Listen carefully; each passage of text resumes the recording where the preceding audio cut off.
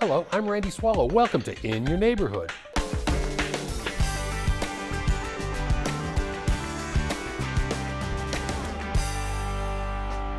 For the next half hour, we'll talk county issues and District F issues with a man who represents here, your commissioner, Justin Jones. Good morning, Commissioner. Good morning, Randy.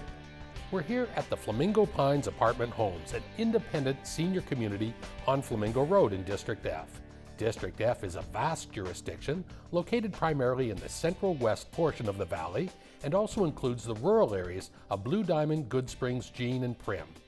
Also portions of Red Rock and Sandy Valley. Home to 375,000 residents, here's a quick look in your neighborhood, District F. District F is home to the newest downtown in Clark County, Downtown Summerlin. The county's largest master plan community has developed a couple million square feet for dining, shopping, entertainment, and more in a mixed-use, fully walkable marketplace. Other major game-changing private businesses choosing to slide into District F include the swimmingly successful Wet n Wild Water Park. And expect furniture fans to flock to the iconic blue and yellow behemoth IKEA store near the 215 Beltway in Durango, a Swedish-designed retailer that is the world's largest. And another master-planned neighborhood, Mountain's Edge, continues to rise in District F. Thousands of residents now enjoy recreating at Phase 1 of the newly opened Mountain's Edge Regional Park, with some of the coolest facilities in town. Desert Breeze Regional Park continues to be one of the best, with an indoor-outdoor aquatic center and hundreds of acres of green space and more. And the rural portions of District F include Sandy Valley, Blue Diamond, Good Springs, and Jean, lending a slice of the slower lifestyle compared to the fast-paced urban growth for residents and businesses in District F. Commissioner, we're here at Flamingo Pines, a Nevada hand project, and we'll talk a little bit more about this place in just a second, but let's center our discussion about affordable housing. How big of a problem, what is affordable housing in Clark County, and how acute is the shortage in our community?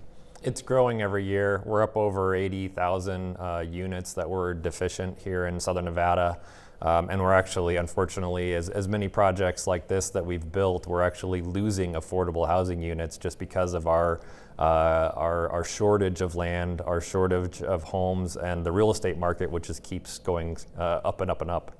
And I know that's one thing that you and your colleagues on the Board of County Commissioners are working on, land use, funding, and incentives. Explain those three criteria. Sure. So we've been working both with HUD and with our state counterparts to make sure that we identify additional lands. So we've got some BLM lands here that are designated for affordable housing, which allows us to reduce the cost. If we're able to contribute the land, then the construction is more affordable, so that we can create additional units. We also voted recently to reduce the development fees associated with building affordable housing products, which I think will be really important to builders who are interested in this space. Quite often, and there is a correlation between homelessness and affordable housing, right? Talk a little bit about that. Absolutely. So we have definitely a chronic homelessness problem here. COVID-19 obviously exacerbated our homeless problem here in Southern Nevada. We've been able to get people into transitional housing, which is really sort of hotel-motel conversions, which is good. It's better than being on the streets, but we really need to get them into permanent supportive housing, projects like Flamingo Pines here, so they can really feel stable, make sure that their social service needs, their medical needs are served, and we just don't have enough. Places like this, Nevada Hand has been one of our greatest partners as far as helping us with affordable housing. I think across the valley, some 4,600 units, almost 8,000 residents live in Nevada Hand projects like this one. And you look around here, there's pools, beautiful community areas.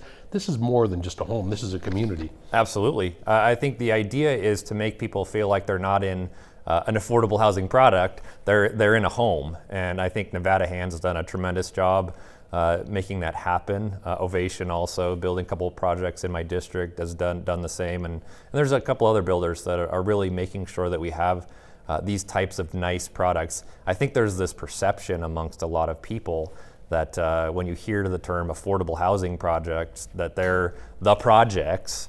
And really here in Southern Nevada, we're very lucky that we have partners that are really doing something special for the people who live there. I know Nevada Hand is very proud of a few different things that, like I said, out of their 8,000 residents, they've only had like 40 positive COVID cases in the past year, and nobody has actually died. So they've even partnered with the county and other agencies to bring people in, and have actually gone door to door for COVID testing and now vaccinations. Absolutely, and a lot of these projects, both Ovation and Nevada Hand, a lot of them are for seniors, like this project here. And so, to your point about COVID, they've just done an amazing job of providing those services, the vaccinations, and other services that obviously people need when they're essentially homebound as a result of this pandemic. Tell me a little bit more about these Ovation projects coming in District F later this year. Sure. So I've got one project that's already under construction and slated to open later this year. That's out off of Blue Diamond and Quarter Horse. And then another project that's still in the planning phases but should break ground pretty soon off of Fort Apache, just behind Rhodes Ranch. And so Ovation's done a great job, just like Nevada Hand. It's not just a building, it's not just a place to live, but they have community resources. They have a lot of activities for the seniors in particular that live there. They help with transportation, so that it really feels, again, like it's a master plan community. It's really somewhere that you want to live. And convenience. This one's on Flamingo near Rainbow, I believe, and bus lines, shopping, recreation, all close by. Absolutely. And we're trying to make sure that as these new projects come on board, that we have that transportation element, because it's so critical. And so I think we'll talk about it a little bit later, but bringing bus service out to the Southwest and including these new projects. You read my mind, Commissioner. I know you're newly minted on the Regional Transportation Commission of Southern Nevada. In fact, the vice chair there, and you and one of your colleagues recently took what I call a rolling field trip on the Sahara Express to see what makes that public transit tick. Pardon the pun. So as you mentioned, my colleague Tick Sagerblum and I, we were able to join with fellows at the RTC with staff and get on the Sahara Express, which is one of the most critical bus routes that we have here in Southern Nevada, very highly utilized. And we made some stops along the way. We went to a grocery store, we went to a dispensary, we went to the firehouse, a bike shop, and really got to hear from riders on the bus about what's working and what we need to improve, and also with those businesses that are along the route on how it's serving their population, how it's helping them to get customers and residents to their businesses. What are some of the biggest takeaways you got from people that ride on public transit, Commissioner? So the riders were very complimentary with regards to feeling safe, both when it came to COVID safety, but also just feeling safe from that perspective. We changed our contractors that were doing the security on our bus system at RTC, and I think it's really been a great change. People feel really safe when they're on there. We do have cameras on the buses, so if there's an incident, we can make sure that they're documented and we get resources to those incidents as quickly as possible. Public transit ridership is obviously been down across the country, not just here in Las Vegas, but do you think that's just kind of a COVID blip, or how are we going to get people to readjust and start using mass transit again? So at the RTC level, we definitely saw before COVID that some of the routes saw reduced ridership. Our Trip to Strip project, which was on the Strip, and lines that were near the Strip for the tourist population were already going down, mostly because of the Ubers and Lyfts. People are using those rather than the bus service. But when it comes to actual residents who are using it to get to and from work, to and from other resources, I think there has been some decline, but I think we can really improve that by improving the service. We're currently looking at expanding service in the Valley. Very excited because I've been bugging RTC about it for a while to bring new service to the Southwest. Same thing with the Northwest and West Henderson. But also just more buses on the street, so that if you're standing at a bus stop, you know that someone's going to come along within 6 to 9 minutes as opposed to 15 to 30 minutes. And that matters a lot if you're trying to get to work. I know Route 206 on Charleston is being studied. There's a number of public meetings, both in person and virtual, coming up here. So this really is a way that you and the good folks at the RTC are really listening to the people to see how you can help improve the service. Absolutely, and there will be a 45-day comment period about the new service lines and adjustments to service, and everybody involved can provide their comment on the RTC expansion routes. And if you think there need to be more service or less service a particular area, or you think the bus stops and the lines should be in a different area, that will definitely be something the RTC takes a look at and makes adjustments as needed. One of your colleagues on the RTC, Councilman Knutson, said the mass transportation landscape is changing dramatically, and we're seeing that here in Clark County with things such as the Boring Tunnel, which is a project now underneath the convention center, but with spurs going to a couple hotel casinos already. Is that the future of public transit, or are we looking at all different modes of public transportation, Commissioner? Yeah, I think we're looking at every possible solution out there. The Boring Company has done something pretty innovative, working with LVCVA first to service the new convention center expansion. And they're looking at expanding that service up and down the strip, including down to downtown Las Vegas. I think that is definitely something that will be very interesting. This is the first time they've done it on this broad a scale. And so we'll see how it benefits the tourist population. And then we're having those discussions about, does it make sense to expand that type of service out into the valley as transit for the rest of us who live here. And finally, obviously, you're not forgetting about people that are just regular motorists or cyclists or walkers, or things like that, that I know, especially in District F and also in District A, there's been a number of new traffic signals that have gone on in Fort Apache and a couple other corridors. Explain why those are going there. Sure. So obviously the Southwest Valley in particular has grown substantially over the last couple of years. That means more car traffic, and unfortunately it's meant more both pedestrian and motorist accidents and occasionally deaths. And so we made sure that we studied those intersections that were the most troublesome, and have added several new lights, Buffalo, Rainbow, Torrey Pines, Windmill, to make those intersections safer for motorists, pedestrians, and cyclists. All right, well, I'm going to stop you right there. I've got some more transportation questions for you in a second, but we must take a quick break. We're talking In Your Neighborhood with District F Commissioner Justin Jones. Stay tuned.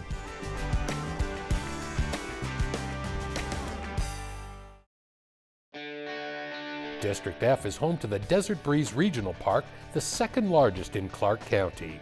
This place boasts fields and courts for football, basketball, baseball, soccer, and has an expansive dog park for your four-legged pals. The Aquatic Center is a popular place with year-round swimming activities in the newly renovated indoor pool, and a great seasonal center for outdoor water fun. Desert Breeze is located at 8275 Spring Mountain Road in District F, and we're talking District F issues with the man who represents the area, your Commissioner, Justin Jones. Commissioner, you're very active, and I'm sure a lot of people know you're an avid cyclist. We had a very tragic incident here a few months ago where five cyclists lost their lives. Obviously, the court system will take care of the individual that committed that crime. But what is the RTC, what is the Board of County Commissioner doing to improve cycling and make it safer for everyone in the valley? Sure. So at the county commission level, we took a look at what our ordinances were, and we made some adjustments to make it more clear as to what cyclists can and can't do when it comes to particularly roads that don't have a shoulder, don't have a bike lane on them.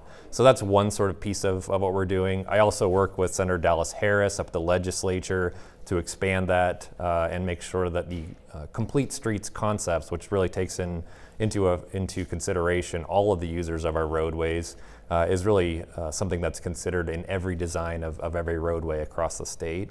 So that's one thing we're doing. I think that obviously creating more bike lanes, more off the street bike paths is really critical. We've worked with the BLM and the Federal Highway Administration on a project to expand an off-roadway bike path out in Red Rock, and that's moving along. Very excited about that project, and fingers crossed we're going to get the funding for the last piece of that here coming up very soon. Another little piece of connectivity is at Desert Oasis High School, connecting to Mountain's Edge and Southern Highlands there, a brand new overpass, a new bridge that goes over the Union Pacific Railroad and goes right to the high school. A little bit of connectivity there that is really helping in that part of the valley. Absolutely. So when Desert Oasis High School was built, you unfortunately had students that either had to go a long way around in order to get to school, or what they did, unfortunately, was cross the railroad tracks, which is very dangerous. And so working with my predecessor, Susan Brager, and Union Pacific, our public works team, we're able to get that bridge built and open so it'll service not just pedestrians, but also cyclists who are trying to get around the valley. Commissioner, we're taping this in the middle of April, and I know the roadmap to recovery is well underway here in Clark County and across the state. A couple key dates coming up, May 1st and June 1st. Talk to me about those dates, what they mean to you on the Board of County Commissioners and to all of us. Sure. So May 1st is what the governor has identified as transfer of control for COVID-19 response and safety to local governments. And so the request from the state was for each of the local governments, the counties, to present their plans. And so the county has presented its plan to the state for how it's going to make sure that we keep people safe after May 1st. And so we will increase some of the efforts that we're making to reopen as a result of that. And then June 1st is the next day that's coming up. And the governor has said that with local control, we can go to up to 100% reopening. So we're definitely making sure there are benchmarks in place. We don't want to just reopen without safety considerations. So we want to make sure that we get as many people vaccinated as possible, but continue to do those things that we all know are important, like wearing masks, washing hands, and social distancing whenever necessary. Let's talk a little bit about vaccinations, Commissioner. I know we passed a milestone a couple of weeks ago that there's been over 1 million vaccinations administered to Clark County, or to county residents, and there's been some community efforts aimed at certain segments of our community. Take your shot and esta en tus manos. Mm-hmm. Yep. Will these efforts continue? No, absolutely. We want to make sure that we vaccinate everyone we can. Some of the benchmarks that we've set at sort of the health district level is get as many people vaccinated at 50%. That will allow us to reopen some things. But I think the overall goal is to vaccinate upwards of 80% and hopefully up to 100% of the people. So these efforts are continuing. I know my team has been working very closely with Catholic Charities, the Nevada Homeless Alliance, to make sure that we are able to service that population, working with our AAPI community in particular to vaccinate everyone in different populations across the valley. So absolutely, we're going to continue these efforts. They're critical, not just to the health of our residents here, but also to reopening small businesses up to the largest businesses on the Strip. You just mentioned that. I noticed a novel approach by one of our resort hotels, Cosmopolitan. They're actually incentivizing their employees by giving them money to get vaccinated. Is this a good strategy?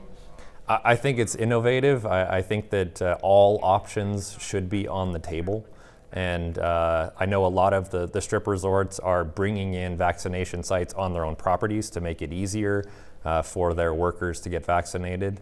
And so this is another potential option for making sure that our workers are getting vaccinated and keeping themselves safe, but also keeping our tourist visitors safe. Commissioner, are you optimistic? Are we going to rebound? Or what else, in your opinion, do we need to do to get Las Vegas, get Clark County back to where we once were? Well, I think vaccination is obviously the number one goal here. But in terms of getting more, we like to call it heads in beds, the convention business has to come back. We've seen a lot of people coming here on the weekends from out of town, and I feel like we're getting back up to 100% on the weekends. But without those conventions here, the midweek vacancy rate is just unfortunately much higher than we need it to be in order to get back to the levels that we were. So I think you've seen we've got a couple of the biggest conventions like World of Concrete that's already identified early June to come back. And I think you will start to see planning for 120 days out for these larger conventions coming back with safety precautions. Let's talk a little bit about District F parks, primarily, Commissioner, that Desert Breeze, where I know believe we did one of our last shows there, and there's a new special events center underway there. Bring us up to date on that. Sure. So this is a great project that we're able to get additional funding for that will allow for the bigger outdoor events that the county has sometimes done in the past but hasn't had the facilities to do.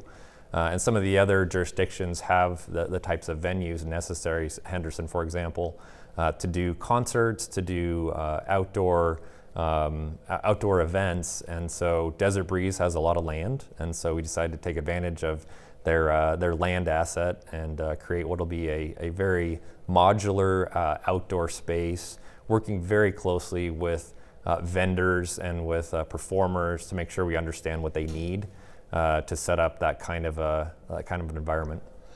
And I know we've taken a strategic effort in just opening our parks and recreation centers and facilities, such as putting the basketball hoops up and opening our senior centers, or opening up centers so people can come and go have dance programs or use the gyms. Yeah, absolutely. We're trying to get people back in our centers. The senior centers was a huge thing because a lot of these seniors, again, were homebound without those types of programs, and so it's great to see those reopen in a safe way. Obviously, over the summer, we're going to have a lot of our kids back in our summer camp programs, and so we're going to do that, and we're going to do it in a safe way. Commissioner, one of the newest parks that have opened in Clark County is in District F, Cougar Creek Park, and some innovative things there, including the now popular pickleball courts. Tell me a little bit about how this park is doing. It's doing great. I've been over there with my wife. We've been over playing pickleball, and excited to see pickleball expand. I know Commissioner Gibson is very excited about his pickleball complex over at Sunset Park. But another one that we're excited about in District F is Southwest Ridge Park, which is coming up very soon. It's out to bid right now, and so we'll see that coming under construction this year and completed by middle of next year. And the nice thing about Southwest Ridge is it's not just a park, but it has an integrated trail system that is included.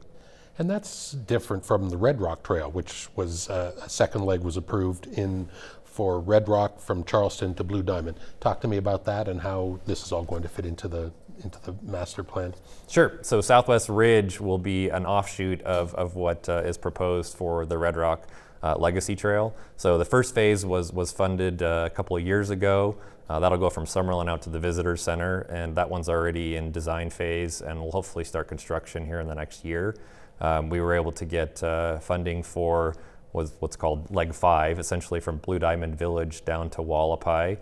So that one's funded and under design right now. And then Public Works is extending that from Wallapai down to Durango and Wigwam, where there's an existing facility down there. And then the one we're excited about right now is that legs 2, 3, 4, which go from the Visitor Center to the Blue Diamond town, is up for SNPLMA funding right now, and we will know here, perhaps by the airing of this, whether we get the funding for that. It's about $35 million additional dollars on that. All right.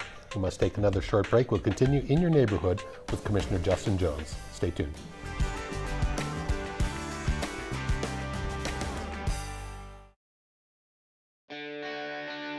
District F is home to the master planned community of Mountains Edge.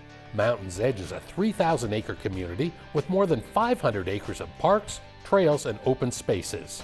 Recreational opportunities are available at all the neighborhood parks, and Mountains Edge Regional Park continues to develop and add exciting new recreational phases. Mountains Edge is referred to as the New Southwest and is situated in District F. And speaking of District F, we're talking issues with your Commissioner, Justin Jones. Commissioner, we've heard quite a bit about Transform Clark County, which includes parks and a lot of the things what we've just talked about. Bring us up to date on this strategy. Sure. So we're sort of in the middle of the process now. On the master plan side, we're kind of reaching towards the end. And on the ordinance side, we are sort of in the start of that process right now, and looking towards the end of the year that it all gets wrapped up and out to a vote. For everybody who's interested, there's sort of a survey going on right now. That's at transformclarkcounty.com, and check that out. All right. It's always a pleasure talking to you. We'll let you get back to work. Thank you very much for being here. Thank you. That wraps up this edition of In Your Neighborhood. Thanks to our good friends at Nevada Hand and Flamingo Pines, and to Commissioner Justin Jones for taking time to tell us about the area he calls home and represents as your elected official, District F. If you have any questions about this show or ideas for upcoming segments in your neighborhood, call me. I'm at 702-455-6357 or send an email to rsw@clarkcountynv.gov. Thanks for tuning into Clark County Television. On behalf of our production staff, I'm Randy Swallow. We'll see you again next time in your neighborhood.